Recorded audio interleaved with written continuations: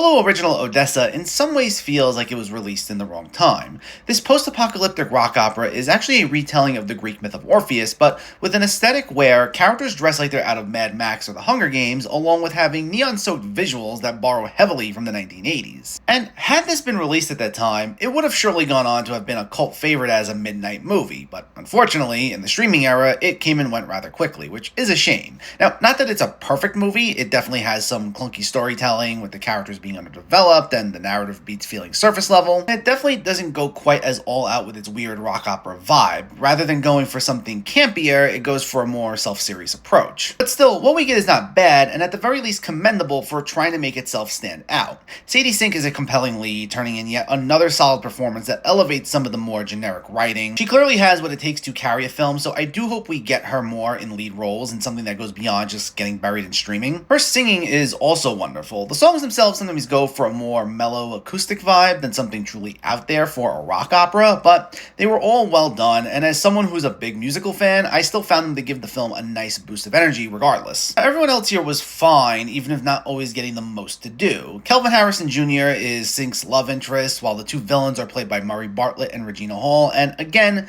the characters themselves felt underdeveloped. Like, we're just thrown into the romance without really getting a chance to explore too much of the two characters' connection. Meanwhile, Hall had the larger presence of the two villains with a role that she tries to make fun, but the writing kind of held her back. I think conversely, Bartlett was giving more of an opportunity to let loose and go for something hammy, but he's also not as large of a presence in the movie until the end. But again, everyone was fine with what they were able to do. And between the performances, the music, and the visual aesthetic, while these don't necessarily propel the movie to greatness, they do make up for some of the film's flaws. So I found it to be an enjoyable time, and for its sheer ambition, I do have to appreciate it. So it's a shame it just went right to streaming.